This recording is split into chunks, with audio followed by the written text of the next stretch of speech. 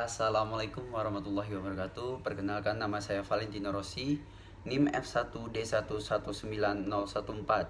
Dalam kesempatan ini saya akan menceritakan mengenai batuan, yaitu batuan beku, batuan sedimen, metamorf, dan piroklastik. Langsung saja menuju videonya. Terima kasih. Batuan beku merupakan jenis batuan yang terbentuk dari magma yang mengalami pembekuan. Batuan beku ini juga disebut dengan batuan igneous. Magma yang membeku ini merupakan magma yang mendingin dan mengeras dengan atau tanpa melalui proses kristalisasi yang terjadi baik di bawah permukaan sebagai jenis batuan intrusif atau plutonik, maupun di atas permukaan sebagai batuan ekstrusif atau vulkanik. Batuan beku intrusif atau plutonik, batuan ini terbentuk karena proses intrusi magma, yaitu proses menerobosnya magma melalui celah pada kerak bumi. Tapi magma tersebut tidak sampai ke permukaan bumi. Contohnya adalah granit, periodit, gobro, dan diorit. Selanjutnya, batuan beku ekstrusif atau vulkanik. Berbeda dengan batuan beku intrusif, batuan jenis ini terbentuk dari proses ekstrusif magma. Ekstrusif magma adalah menerobosnya magma dari dapur magma melewati celah-celah pada kerak bumi sehingga mencapai ke permukaan bumi. Contohnya dari batuan jenis ini adalah batu basalt, andesit, kimberlite, dan riolit. Di sini magma adalah suatu batu-batuan cair yang meledak pada kamar magma di dalam permukaan bumi. Magma pada bumi adalah larutan silika yang bersuhu tinggi serta kompleks dan merupakan asa dari semua batuan beku. Magma dapat berubah menjadi magma yang bersifat lain dikarenakan oleh proses-proses sebagai berikut. Yang satu adalah hibridasi, pembentukan magma baru karena pencampuran dua magma yang berlainan jenisnya. 2. Sintesis, pembentukan magma baru karena proses asimilasi dengan batuan gamping. Yang ketiga ada anateksis, proses pembentukan magma dari peleburan batuan pada kedalaman yang sangat besar. Dari magma dengan kondisi tertentu ini selanjutnya mengalami diferensiasi magmatik. Diferensiasi magmatik ini meliputi semua proses yang mengubah magma dari keadaan awal yang homogen dalam skala besar menjadi massa batuan dengan komposisi yang bervariasi. Proses-proses diferensiasi magma meliputi 1. Fraksinasi atau pemisahan kristal pada larutan magma. 2. Kristal settling, pengendapan kristal oleh gravitasi dari kristal-kristal berat seperti Ca, Mg, Fe yang akan memperkaya magma pada bagian dasar waduk. Yang ketiga ada liquid immiscibility. Larutan magma yang mempunyai suhu rendah akan pecah menjadi larutan yang masing-masing akan membeku membentuk bahan yang heterogen. 4. Crystal flotation, pengembangan kristal ringan dari sodium dan potasium yang akan memperkaya magma pada bagian atas dari waduk magma. 5. Vesiculation adalah proses di mana magma yang mengandung komponen seperti CO2, SO2, S2, Cl2, dan HO2 sewaktu naik ke permukaan bumi, gelembung-gelembung gas dan membawa serta komponen volatil, sodium atau Na, dan potasium atau K. 6. Diffusion ialah bercampurnya batuan dinding dengan magma di dalam waduk magma secara lateral. Ya, jadi berdasarkan tempat pembentukannya saat siklus berlangsung, batuan beku dibedakan menjadi 3.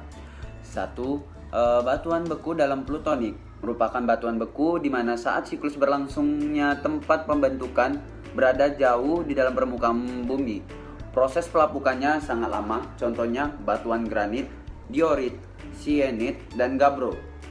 Yang kedua, batuan beku korok atau hypabisal merupakan batuan beku di mana proses pembentukannya berada dekat dengan lapisan kerak bumi seperti granit, porfirit, dioriporfirit, dan sienit. Dan yang ketiga, batuan beku luar vulkanik merupakan batuan beku di mana tempat pembentukannya berada di permukaan bumi. Prosesnya sangat cepat sehingga dapat terbentuk kristal, contohnya batuan basalt, andesit, dan obsidian. Batuan sedimen merupakan hasil dari pelapukan kimiawi dan mekanik yang meliputi kurang dari 5% yang berasal dari kerak bumi dan kira-kira 75% di permukaan bumi atau dataran yang menyimpan rekaman bukti lingkungan dari masa lampau. Ada beberapa batuan sedimen yang sangat penting dalam bidang ada beberapa alasan mengapa batuan sedimen sangat penting dalam bidang ekonomi, yaitu seperti dia mengandung batu bara, mengandung minyak bumi, mengandung logam besi, mangan, dan mineral lainnya, dan digunakan oleh para ahli geologi dalam menuntut sejarah bumi. Ada dua jenis batuan sedimen, yaitu yang pertama, batuan sedimen kimiawi yang berasal dari kristalisasi ion-ion yang awalnya berada dalam larutan.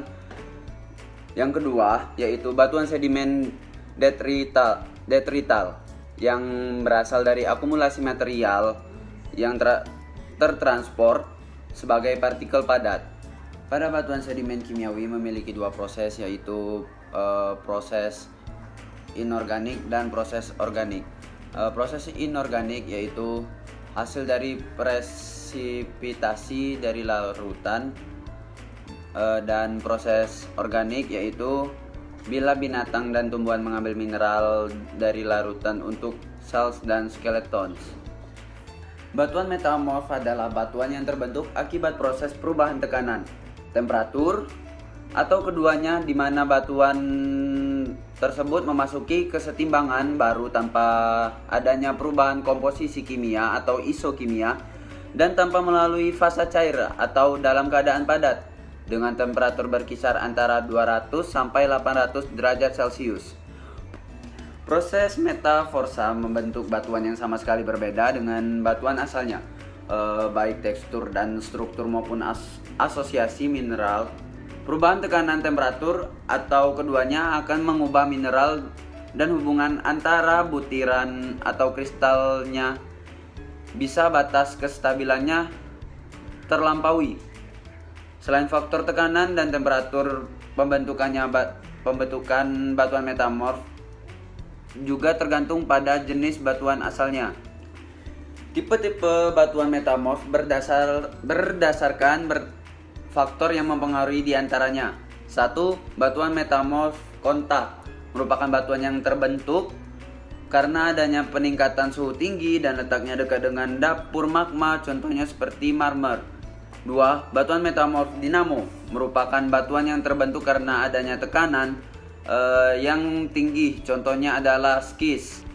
Jenis metamorf berdasarkan penyebarannya ada dua tipe utama metamorfisme pada wilayah bertektonik aktif, diantaranya yaitu 1. Metamorfisme kontak terjadi akibat adanya intrusi tubuh magma pada panas batuan yang dingin dalam kerak bumi, contohnya di sekitar Seal, Dike, dan tubuh intrusi lainnya. Yang kedua, metamorfisme regional berkaitan dengan proses pembentukan pegunungan pada batas lempeng konvergen atau subduksi dan kolisi, contohnya Meratus, Pompangeo, Andes, Himalaya. Batuan piroklastik adalah batuan vulkanik klastik yang dihasilkan oleh serangkaian proses yang berkaitan dengan letusan gunung berapi. Material penyusun tersebut terendapkan dan terbatukan atau terkonsolidasikan sebelum mengalami transportasi atau rework oleh air atau es. Mineral penyusun batuan piroklastik sama dengan mineral penyusun batuan beku yang dibedakan oleh butirnya, di mana butir tersebut adalah batuan piroklastik itu sendiri. Batuan piroklastik diklasifikasikan berdasarkan ukuran butir menjadi 3, yaitu debu atau tufa, lapilli, dan blok atau bom. Tekstur pada batuan piroklastik yang harus dipelajari dalam pendeskripsian meliputi ukuran butir, bentuk butir pada kompaksi. Struktur batuan piroklastik mempunyai pengaruh besar dalam penamaan batuan piroklastik. Seperti aglomerat merupakan jenis batuan sedimen klastik. Aglomerat mempunyai tekstur yang sama dengan konglomerat namun berbeda dengan komposisinya, di mana aglomerat berasal dari material vulkanik sedangkan konglomerat berasal dari material sedimen. Breksi vulkanik mempunyai breksi batuan sedimen namun komposisinya yang berasal dari material vulkanik. Tufa ukuran butir yang halus merupakan sesuatu yang identik dengan tufa, menunjukkan adanya fragmen kristal maupun mineral. Terima kasih telah menonton video ini, semoga ilmu yang disampaikan bermanfaat. Terima kasih, saya akhiri wabillahi taufiq wal hidayah. Wassalamualaikum warahmatullahi wabarakatuh.